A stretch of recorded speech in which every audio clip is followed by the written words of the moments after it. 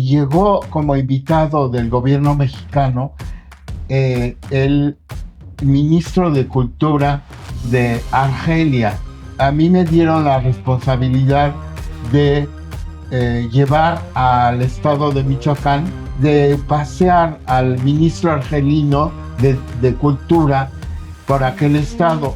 Después tuve oportunidad de ir a hacer un doctorado en Grenoble, en Francia. ¿Usted fue la primera generación del ENCRIN? Yo fui la primera generación del ENCRIN, justamente. Entonces volvimos a los orígenes, adoptando, curiosamente, desde el punto de vista anglosajón, desde Inglaterra y otros países de aquella área, empezaron a hablar sobre lo vernáculo, que México fuera la sede de recibir ese Comité de Patrimonio Mundial, que dicho sea de paso, la Convención de Patrimonio Mundial Cultural y Natural es la convención con mayor países ratificados, mundialmente conocida, y donde casi más de 196 países la han ratificado. México fue escogido como sede para 1996.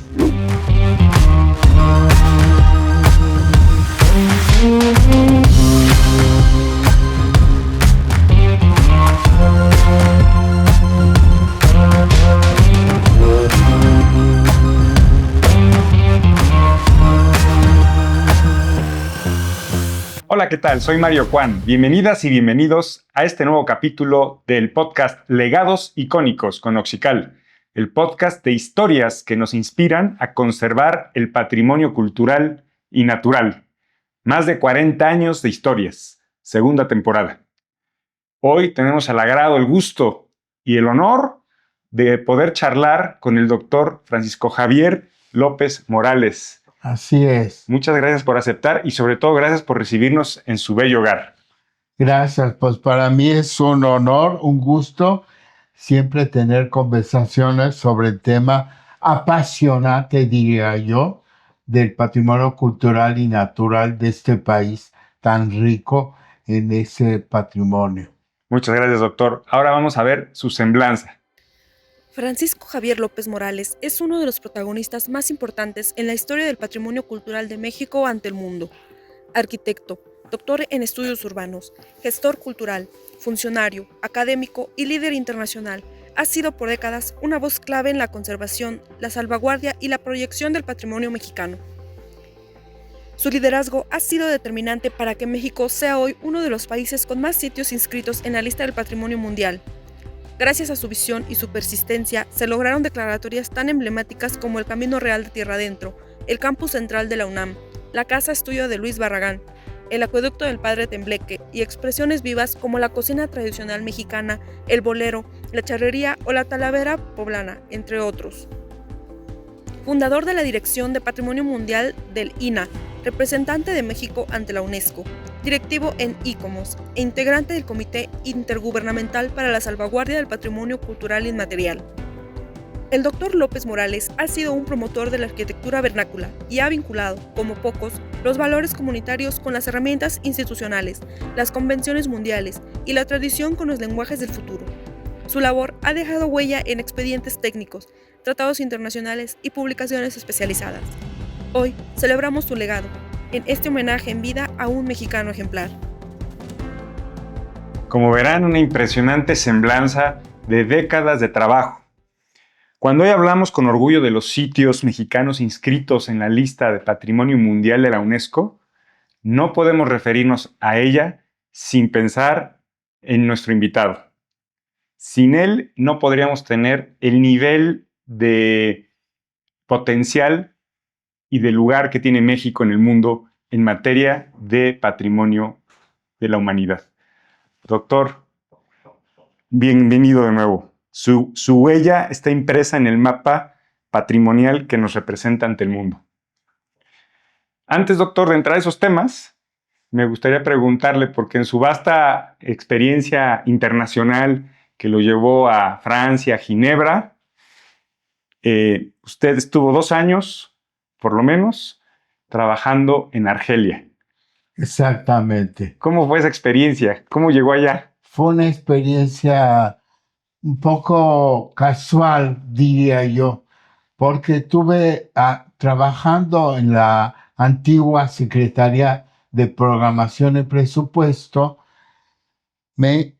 Llegó como invitado del gobierno mexicano el ministro de Cultura de Argelia. Ujú. Y yo ya había tenido contacto con ese país, bueno, no solamente en mi formación de doctorado, que fue en Francia, y donde Argelia toma un papel importantísimo en la historia de ese país, pero además en México tuvimos la fortuna de recibir como una visita especial a una delegación de ese gobierno del Estado argelino. Y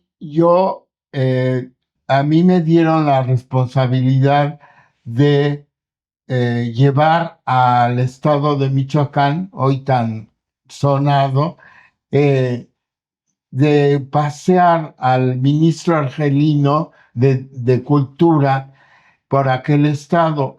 Y él se quedó tan agradado por la visita que yo le conduje, que me invitó de inmediato a dar clases y a enseñar y a tener un contrato con el Ministerio de Educación de aquel país para ir a dar clases en un periodo X a la ciudad de Constantín, que es la tercera ciudad de aquel país, porque primero está Argelia, después está posiblemente Tlemcen, y la tercera ciudad más importante de aquel país no, la segunda ciudad es Orán, Ok. y la tercera es Constantín, una ciudad antigua fundada justamente por el emperador romano Constantino, y que tuvo a bien hacer varias fundaciones, entre otras Constantinopla. Bueno, Constantinopla ya estaba fundada desde tiempos inmemoriales, pero luego estaba Constanza y luego Constantín. Ok. Y en esa ocasión me dijo el ministro que si yo tenía mucho tiempo en aquel momento, tenía la posibilidad de aceptar la invitación, y acudí totalmente entusiasta de poder conocer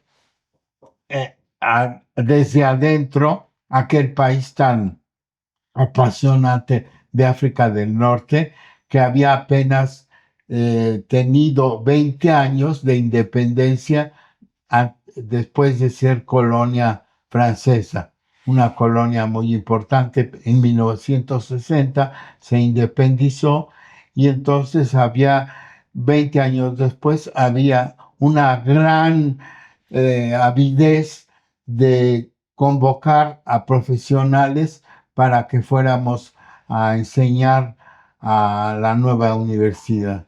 Qué experiencia tan rica, qué interesante, doctor. Sí, Oiga, yo soy de la idea de que la vocación no se inventa, se descubre.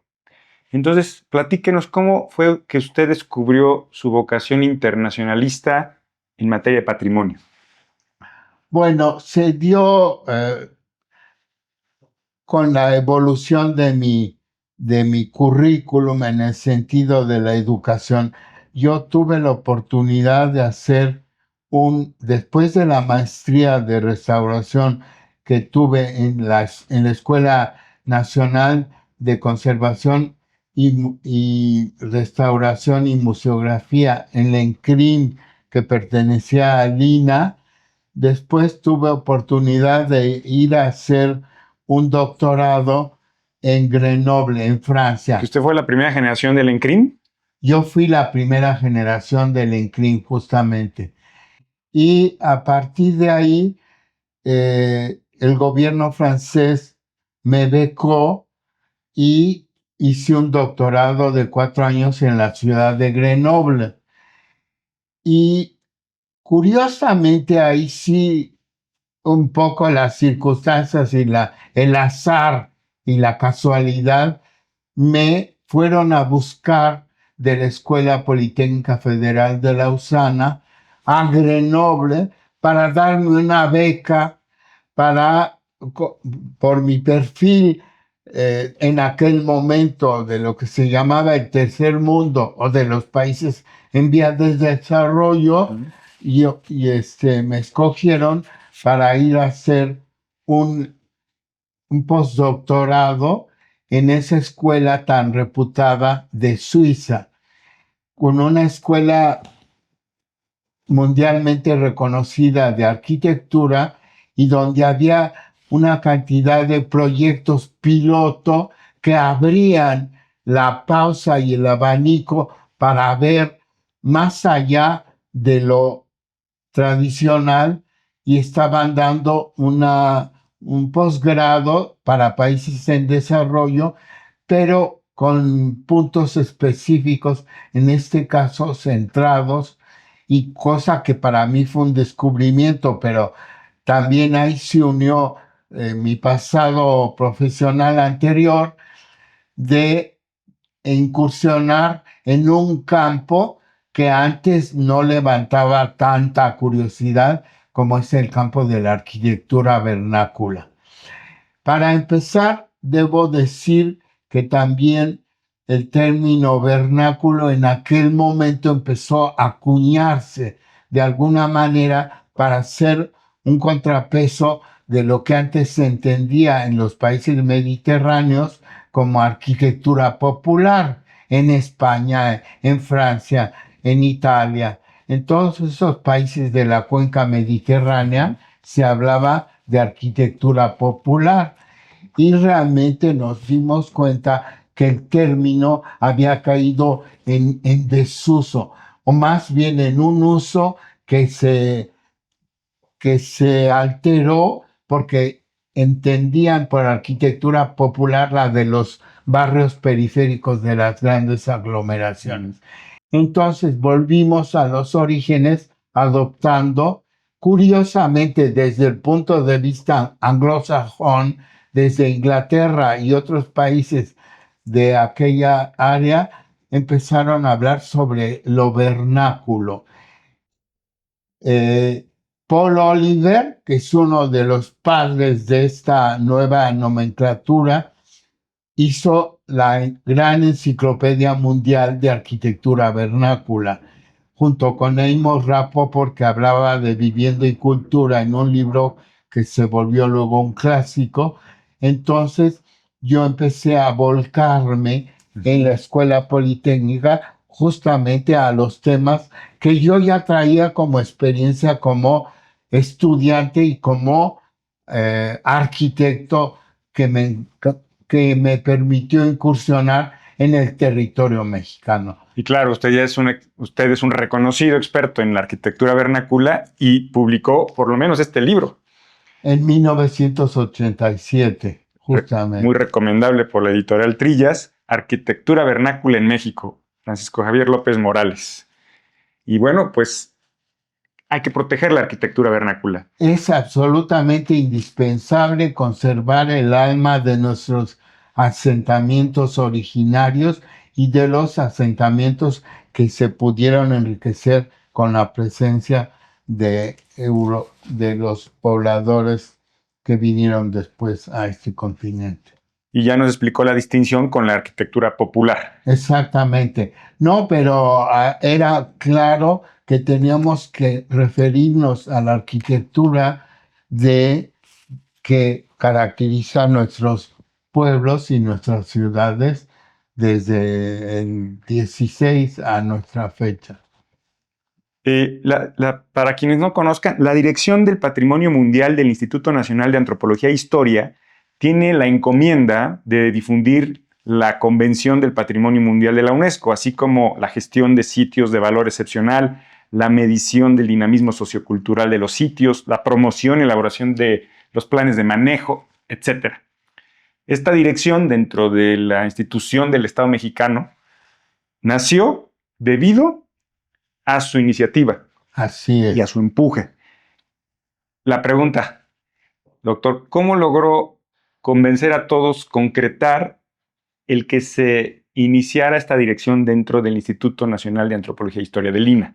Bueno, la razón es muy clara. México fue escogido en la Asamblea General de UNESCO como sede para recibir la reunión de 1996 en que México fuera la sede de recibir ese Comité de Patrimonio Mundial, que dicho sea de paso, la Convención de Patrimonio Mundial Cultural y Natural es la convención con mayor países ratificados, mundialmente conocida y donde casi más de 196 países la han ratificado. México fue escogido como sede para 1996, con lo cual eso recayó en la responsabilidad de una institución federal como el INAH, el Instituto Nacional de Antropología e Historia, como cabeza para, para, para dirigir de una manera amplia el patrimonio cultural y natural, bueno, junto con la Comisión Nacional de Áreas Protegidas de la Semarnat. Eso en 1996. En 94 teníamos ya la obligación de estar preparados para recibir una reunión tan importante a nivel mundial. En aquel momento yo ya trabajaba como jefe de catálogo y zonas de monumentos en el INAH, y la directora general del instituto me encomendó que la apoyara y que la ayudara para formar parte de un equipo que pudiera responder a las expectativas que nacen de un convenio internacional de derecho vinculante. Y asumiendo yo esa responsabilidad, le dije a la señora, a la directora general, le dije, yo podré atender eso coyunturalmente, pero juzgo que es absolutamente importantísimo que el instituto tenga un órgano, una dirección de especialista en patrimonio mundial. Fue ahí cuando empezó el germen, pero ya cuando se dio el banderazo de haber recibido la reunión del comité en 96, en 98 ya creamos en el instituto una dirección pequeña pero efectiva para responder a las expectativas que conlleva un convenio internacional. Y que resultó muy relevante. Exactamente. Doctor, una pregunta muy elemental, pero esencial para nuestra audiencia.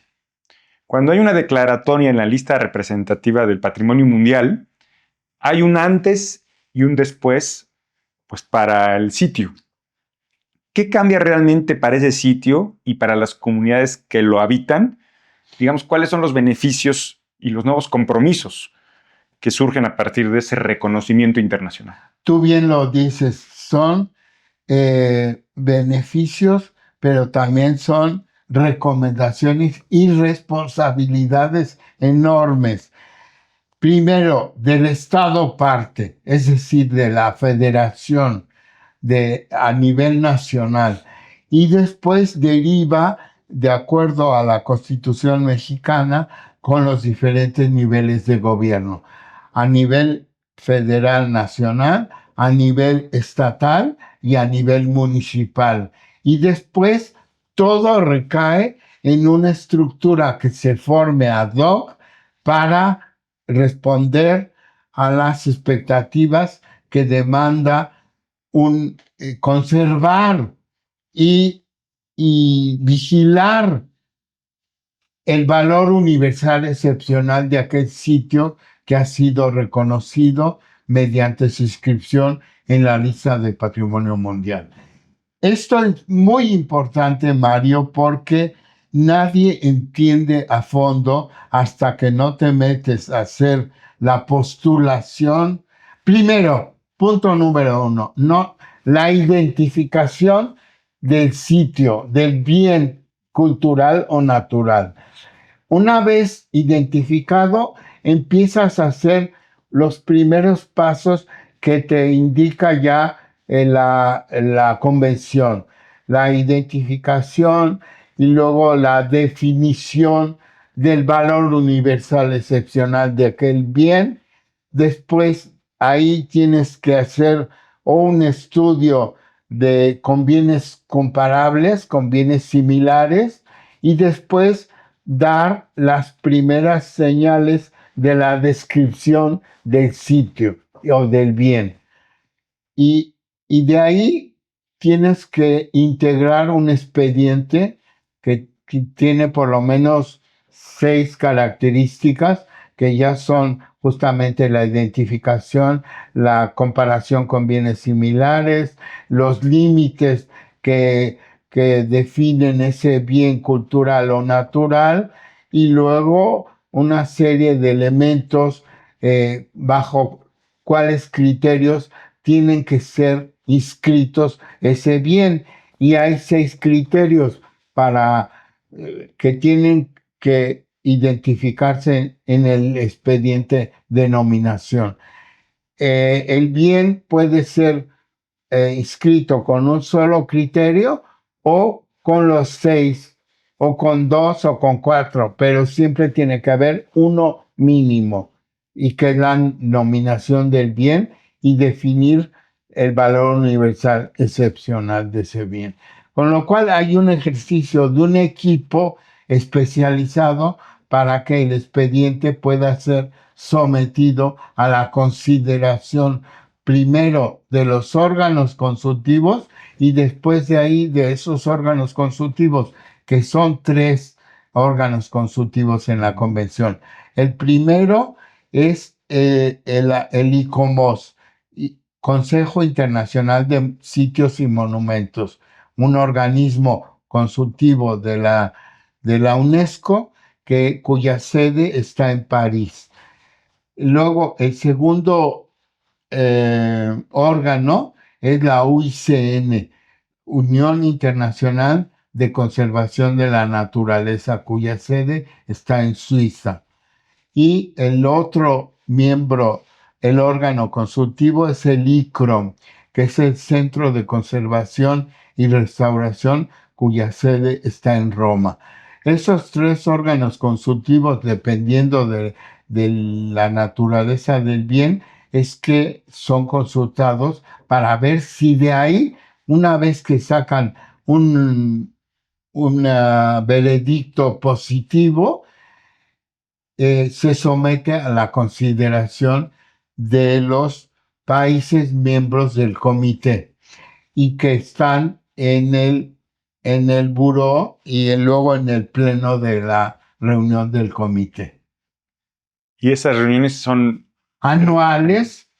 Antes eran semestrales, pero después, para ahorrar un poco recursos, porque son los órganos, los países los que proporcionan parte de los costos y de los que implica pues las cuotas, y que asuman los países miembros esos costos. Después de ello, se someten se reúne el comité una vez por año, siempre en diferentes países. Uh-huh. Cuando no hay, pero eso en términos rotativos en los 5 continentes. Pero cuando no, el Estado parte es elegido para la presidencia, no tiene los fondos suficientes para recibir una reunión de carácter internacional por los costos que ello significa, la reunión se hace en la sede de la UNESCO en París. Pongo un ejemplo, en el caso cuando Santa Lucía fue electa como presidente del comité, obviamente esa isla en el Caribe no tenía la capacidad de recibir La capacidad logística. logística, y entonces la reunión se hace en París. No, y esas reuniones pues son verdaderamente gestiones y debates serios, técnicos y políticos. Y políticos y económicos, Okay. justamente. Y usted desarrolló una habilidad enorme para lograr que México tenga muchísimos, ¿no? México es el país que en el continente americano tiene hoy por hoy 36 bienes culturales, naturales y mixtos inscritos en la lista de patrimonio México mundial. está en el lugar 1. En el primer lugar, en América. Y en el lugar 7 mundial. En el lugar 7 a nivel mundial. En eso somos una potencia. Ahora, orgullosamente una potencia, pero que conlleva una gran responsabilidad de responder a los lineamientos de una magnífica conservación de ese bien para que no tenga problemas. Mira, por ejemplo, te pongo un ejemplo del caso de bienes naturales. Está inscrito el Golfo de California, que además, según el especialista en aquel lugar, ahí estaba en peligro la vaquita marina. Ah, claro. Y entonces había un SOS de alerta para que aquella especie no sucumbiera a la extinción. Lo malo es que siempre en ese tipo de bienes tan grandes en superficie, algún peligro acecha, y en este caso era la caza furtiva de la vaquita marina. No digo los países que acechaban en esa especie tan codiciada en Asia, pero es una responsabilidad enorme para el Estado parte de estar vigilando una buena conservación. Yo aquí hago paréntesis para mandar saludos al biólogo Hans Hermann y a la Comisión para la Cooperación Ambiental de América del Norte, que ha estado protegiendo también a la vaquita marina. Sí. Oiga, doctor, entonces... Era Cousteau quien ya hablaba. Ah, ya Cousteau. Ok, sí. Ok. Oiga, y el que sea vinculante, obliga a los estados. Absolutamente. ¿Y qué ejemplo podría darnos de un caso donde se ejerciera esa obligatoriedad? Hay muchísimos casos donde el Estado parte no puede eludir esa responsabilidad, y donde hay una verdadera presión para que aquello cumpla con el requerimiento de la buena práctica y de la conservación de aquel bien en todos sus aspectos. Digamos que no me alcanzarían los dedos de la mano para decir que hay muchos sitios que justamente cuando peligran su valor universal excepcional son inscritos en lo que se llama la lista en peligro. Y luego, cuando se inscribe en la lista en peligro, ya es una primera llamada de atención. Y hay casos donde cuando no se cumple justamente esa responsabilidad de que ya se hizo una llamada en la lista en peligro, y hay veces en donde el Estado parte, la Convención obliga al Estado parte a retirar el bien de plano. Y en ese, pues casi siempre es como una cosa ominosa para el Estado parte, pero hay veces donde priva el poder económico y el Estado parte hace caso omiso y no le importa. Tengo varios ejemplos, por ejemplo, por el caso de uno que se presentó en el Medio Oriente, donde una especie animal estaba en peligro, y los de Medio Oriente, no digo el país, pero prefirieron conservar el petróleo que al animal. Entonces, ahí depende mucho de la discrecionalidad del Estado parte para saber si lo toma como una ofensa o como una falta de respeto a lo que él se obligó a firmar cuando ratificó la convención. Pero destaca que hay consecuencias. Sí hay consecuencias, por supuesto, y ha habido muchos casos donde, no demasiados, pero ha habido casos donde el bien es retirado definitivamente De la lista. de la lista. Bueno, pues esta cátedra, qué mejor que el doctor, que además ha estado participando en diferentes roles de este mismo proceso, porque usted ha sido proponente, usted ha sido parte, Estado, Sí. desde el INA. Y miembro del órgano subsidiario, Ok. que es el órgano que elige cuáles son los bienes que se podrán proponer y cuáles no. Y miembro de ICOMOS. Exactamente. Como... Fui miembro de ICOMOS desde el inicio, desde los años 60. Ok. 70. Sí. Entonces, su visión es holística de todo este proceso. La siguiente, doctor, pues es una injusticia la pregunta que le voy a hacer, porque por tiempo solamente me voy a centrar en uno de los variados sitios que deben su inscripción, su declaratoria, a usted y a su equipo de trabajo, porque hay muchos. Está el Camino Real de Tierra Adentro, está la Ciudad Universitaria de la UNAM, está la Casa de Estudio de Luis Barragán y muchos más. Pero quisiera, y además variados, ¿no? Pero quisiera enfocarme en el sistema hidráulico del acueducto del Padre Tembleque, porque ese para nosotros en Oxical y para mí en especial resulta relevante. Para mí también resulta un caso paradigmático y extraordinariamente un triunfo en haber podido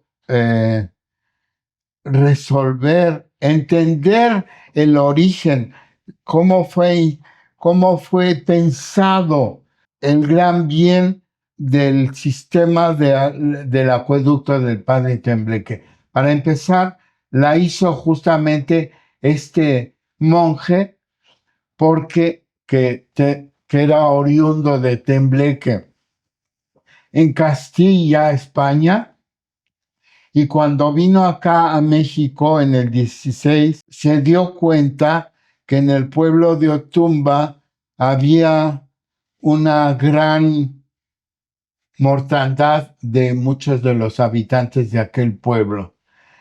Y se dieron cuenta que efectivamente el agua de aquel lugar estaba contaminada y tenían que hacer venir agua potable de alguna otra población. Y se dieron cuenta que en la zona donde emergen los manantiales para surtir a ese gran sistema del acueducto, tenían que irse a los manantiales del estado de Hidalgo. Y ahí se dieron cuenta que había dos grandes desafíos. Primero, librar la gran extensión de cómo iban a hacer llegar el agua de los manantiales a Otumba, y después también librar la diferencia de niveles. Y ahí me parece que descubrimos una serie de secretos, digámoslo entre comillas, porque nos dimos cuenta que aquellos monjes eran unos verdaderos conocedores del mundo antiguo grecorromano, romano más bien, donde tenían que librar esas diferencias de altitudes, pero sobre todo también cómo era posible recuperar agua de unos manantiales que se encontraban a 30 y tantos kilómetros de distancia de Otumba. Hicieron acopio de todo el conocimiento romano, de las cajas de donde reciben parte del flujo y tenían las proporciones precisamente de la Roma antigua. Y, y, y todo el conocimiento justamente para hablar de Oxical, de la cal y de una ingeniería muy avanzada con conocimientos que perduraron durante toda la Edad Media y se vinieron a aplicar a América. Es realmente portentoso y luego librar esas alturas de las barrancas por donde pasa el acueducto con un sistema un poco como poniéndolo como comparación de bien similar con el acueducto de Segovia. La arquería mayor, digamos. La arquería mayor. Entonces, realmente... De 38 metros de altura. Sí, exactamente. No, fue un portento y el haber podido integrar un expediente en tan poco tiempo, pero recuperando todo ese conocimiento que había dejado Tembleque aquí en nuestro país, fue una aventura maravillosa, maravillosa, porque a partir de ahí descubrimos otros temas que esconden aquellos rincones del estado de Hidalgo actualmente y del estado de México. Fue una postulación que tuvo, que se pudo hacer cuando la nominación, el comité se reunió en Bonn. Ah. Ahí tuvimos la fortuna de poder inscribirlo y fue con gran 2015. Ovación, exactamente. Hace 10 años, exactamente. Sí, con gran ovación pudimos inscribir ese bien en Hamburgo, no en Bonn, en la cuna de Beethoven, pero ahí pudimos levantar la bandera de México por todo lo alto, por esa nominación tan celebrada por toda la comunidad internacional. Enhorabuena, doctor. Y bueno, nosotros pusimos nuestro granito de cal en ese proceso. Oiga, doctor, voy a cambiar de ritmo. Usted, a lo largo de los años, formó una biblioteca extensísima con más de 5,000 tomos y obras y generosamente, desinteresadamente, decidió donarla. Sí. Hace algunos años. La donamos hace 5 años, creo. Y la donamos al estado de Durango, con todo el gusto y el placer. Ahora está abierta al público con un centro de documentación en el Instituto de Cultura de la Secretaría del mismo nombre en el estado de Hidalgo. Y ahí me da un gran gusto. De Durango. Sí, de Durango. Y a mí me da un gran gusto y un orgullo haber podido contribuir con mi granito de arena a aquel estado. Su granito de cal. Un granito de cal, justamente, de cal y arena. Sí. Para que sea completo la frase. Que por cierto, hablando de la cal, el doctor conoció en persona a Ignacio Gárate, que es el autor de Artes de la Cal en España y que es todo una eminencia en temas de Una eminencia. Tengo el mejor recuerdo de ese gran especialista de la cal que nos hablaba justamente de la nobleza del material y de lo duradero a lo largo de los siglos y milenios en donde este material ha sido utilizado, no solo en el viejo mundo, pero en México, en las viejas civilizaciones mesoamericanas, la cal siempre jugó un papel importantísimo y que se dominaba desde la cultura maya hasta la cultura tolteca. Pero verdaderamente, y cuando yo lo tuve como profesor tanto en España como vino alguna vez como visitante a darnos cursos de verano, era realmente un regocijo el ver cómo desplegaba él con una gran sabiduría el hecho de que nos dijera las calidades y las cualidades que tenía ese material tan rico que lo utilizamos ahora y que además ha sido base de la cultura mesoamericana, porque con él se hace justamente el proceso de la nixtamalización, de la cal viva. Y Así es, doctor. Quien quiera el libro, yo se los puedo prestar con B de vuelta, el libro de las artes de la cal. Oiga, doctor, volviendo a la biblioteca, ¿dónde está para que la gente de Durango y gente cercana a Durango pueda visitarla? está en el instituto, en el recinto del Instituto de Cultura, a 2 cuadras del centro del Zócalo y al lado de la Catedral de Durango, de ese bello estado, y que afortunadamente tiene un centro histórico, también patrimonio mundial, Ok. porque forma parte del itinerario del Camino Real de Tierra Adentro. Que fue todo un proceso que requiere un documental Bueno, para poder describir todo lo que tuvo que suceder para lograr esa nominación. más de 5 años. Tuvimos el beneplácito de contar justamente con la bendición, pero cuando hablo de la bendición no la hablo desde el punto de vista espiritual, pero también económico, de haber apoyado con todos los fondos necesarios para crear un grandísimo equipo de amigos que todavía tengo a bien mencionar, como Rubén Durazo, duranguense, de haber podido integrar desde la ciudad, desde la Plaza de Santo Domingo, que parte el Camino Real de Tierra Adentro, hasta Paso del Norte.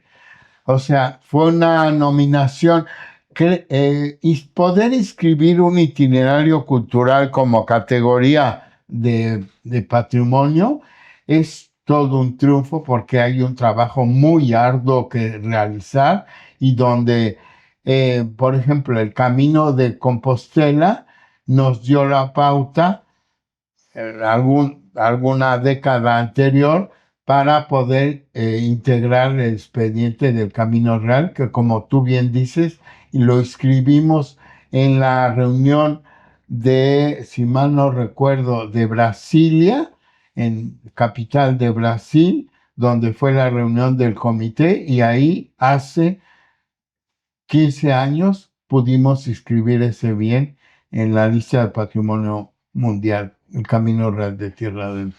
Doctor, aquí viene un tema. El turismo en México es un motor de la economía. Y la pregunta es, ¿cómo se puede articular el patrimonio con el turismo cultural sin que digamos, distorsione o se vuelva un agente de destrucción?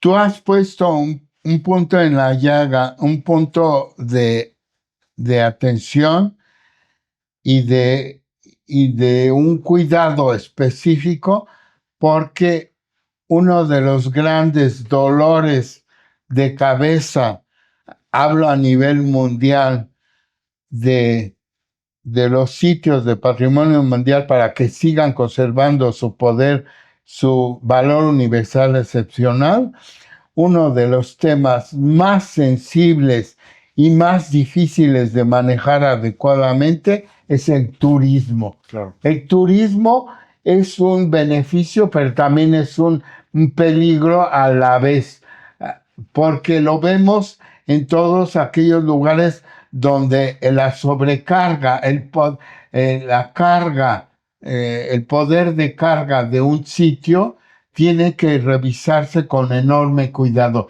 y tienen que adoptar medidas de salvaguardia y de conservación. Hablo la salvaguardia para el patrimonio inmaterial, pero hablo de la conservación para el patrimonio cultural y natural.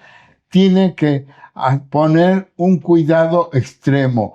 Hemos visto las alarmas que se han encendido para ciudades que ya tienen hasta la coronilla al turismo, cuando es verdaderamente manejado de manera inadecuada, como en el caso de Venecia o en el caso de Barcelona.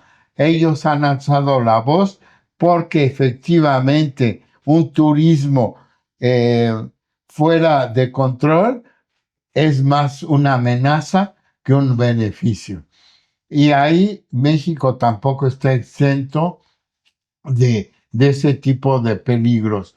O también, y lo voy a mencionar con toda claridad y sin ninguna ambigüedad, también lo que suscitó los proyectos del régimen pasado con el Tren Maya, que pasaba por Calakmul y pasó por muchos sitios que tenían vestigios históricos importantes y donde no hubo el cuidado ni la atención de los institutos federales para que aquello se hiciera con mayor cautela. Oiga, doctor, usted ahorita mencionó justamente la salvaguardia del patrimonio inmaterial. Usted fue uno de los impulsores clave en 2003 Sí, de esa convención exactamente. y fue un hito, Sí, un hito. Y bueno, en México algunos elementos son inscritos como la cocina tradicional mexicana, el mariachi, la talavera poblana. la festividad indígena del Día de Muertos que acaba de pasar también es patrimonio inmaterial. El bolero, que El apenas bolero. tuvimos un podcast con... Con Cecilia Margaona. Y bueno, mi pregunta en este sentido es, ¿de qué manera se puede salvaguardar algo inmaterial?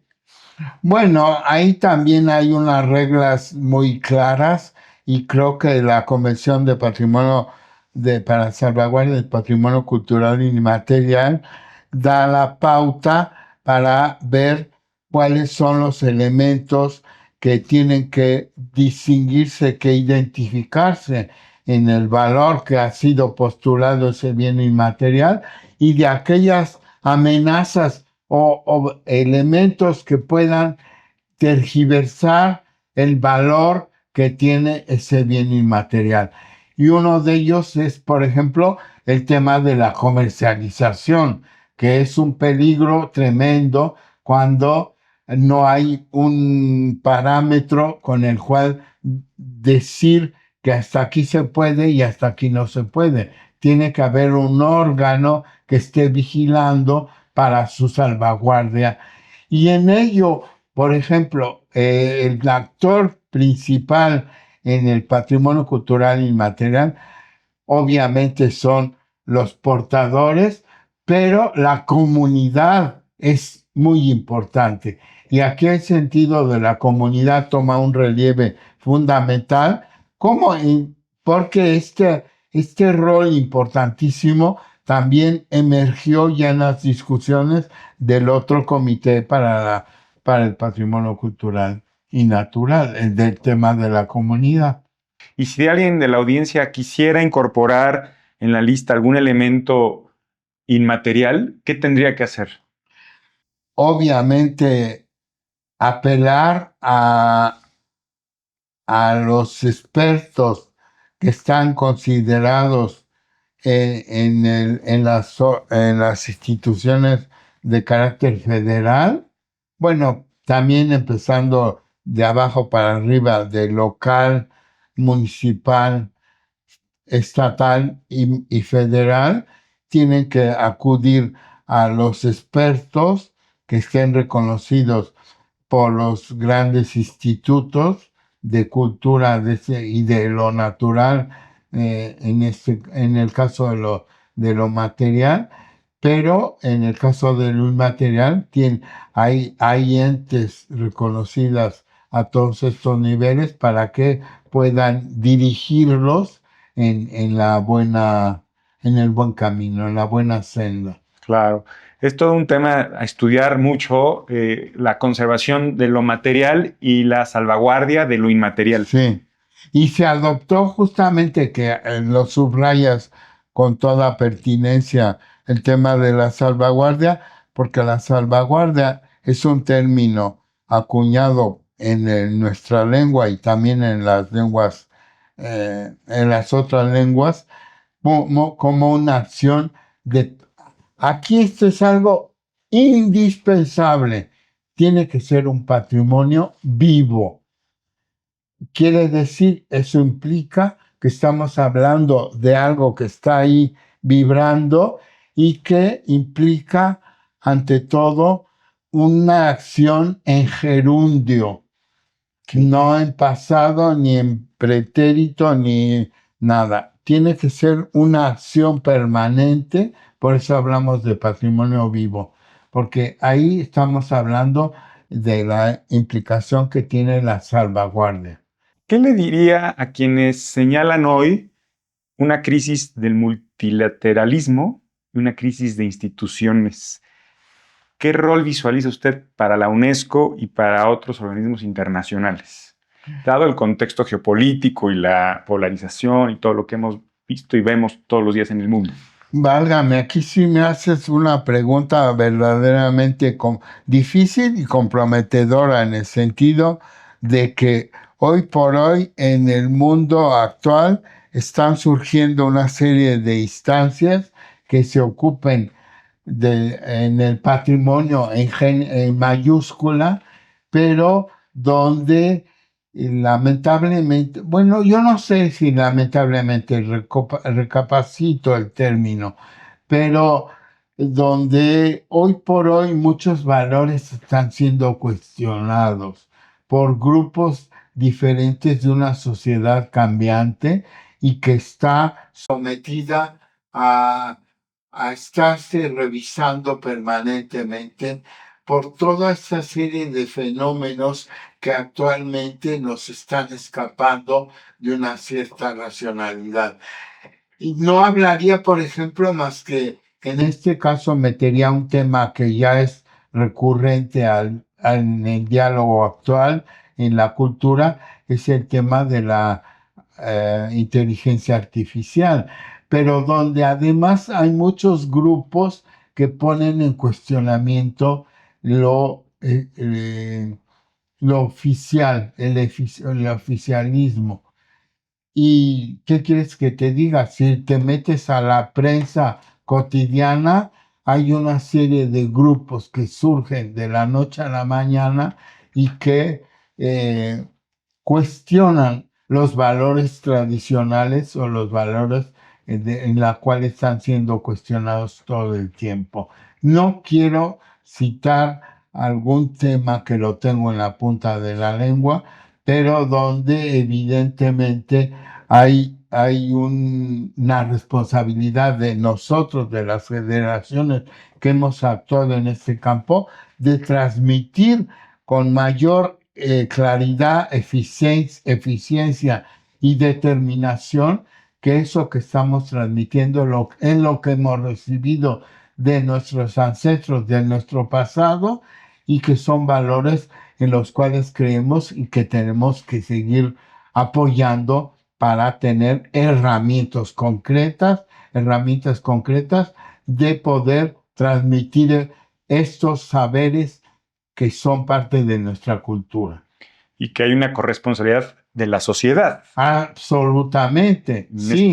Por eso hablamos de comunidades y de todo. Y aquí no estamos excluyendo a nadie en ese sentido. Me parece que es una gran responsabilidad que tenemos nosotros de ser los transmisores de estos conocimientos y de estas convicciones de lo que somos, de lo que finalmente redunda en nuestra identidad. Además, usted es incansable, porque hoy por hoy sigue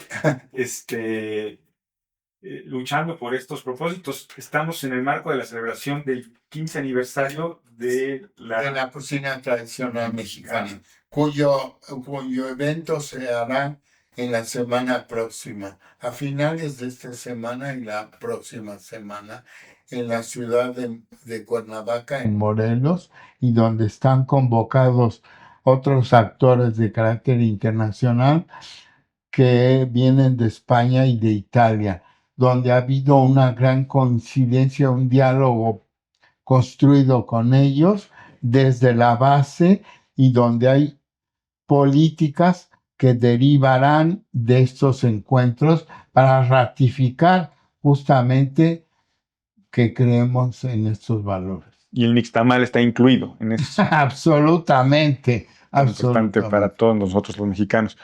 Oiga, doctor, ¿cómo visualiza para las próximas décadas, pues, el destino de estos sitios, digamos, inscritos, ya digamos, parte de la lista de Patrimonio Mundial, y cómo visualiza el futuro de este conjunto de bienes? Esa es una pregunta muy importante, muy interesante y que te obliga a pensar justamente que lo que estás trabajando ahora tendrá que resistir el paso del tiempo y tenemos que garantizar que esto a través de milenios, no de siglos, sino de milenios, de tiempos intemporales, muy ancestrales, han resistido justamente esta prueba. Te pongo un ejemplo en el caso, por ejemplo, en el caso de la arqueología. Tengo una queridísima amiga arqueóloga de las fuerzas vivas del instituto que se ha metido a tratar de encontrar los primeros antecedentes del nacimiento del maíz en esta tierra. Okay. En las cuevas de Tehuacán, Cuicatlán, que está inscrita como reserva en la lista de Patrimonio Mundial, como reserva natural, toda esa región de Puebla, Oaxaca. Y ahí esta amiga ha encontrado vestigios de mazorcas, o lo que puedas llamar mazorca, el origen del maíz, de este tamaño. Con lo cual estamos hablando de más de 5,000 años antes de Cristo, donde ya el primer germen de la sedentarización del hombre en aquellos valles dio posibilidad a partir del descubrimiento de la agricultura en el continente americano. O sea, que el paso del tiempo de tan larga duración te permite ver que para adelante pues todavía tenemos un gran futuro. Dependiendo de lo que hagamos hoy. Dependiendo de lo que hagamos hoy y de lo consecuente que seamos con las líneas marcadas por estos tratados internacionales, que creo que a ese nivel sí son muy importantes, porque como bien dicen, son tratados de derecho internacional vinculante. Maravilloso, doctor. Como solemos hacer en Legados Icónicos, a todos nuestros invitados, para cerrar, les pedimos que nos dejen 3 mensajes para las generaciones jóvenes que hoy nos miran y las que vengan.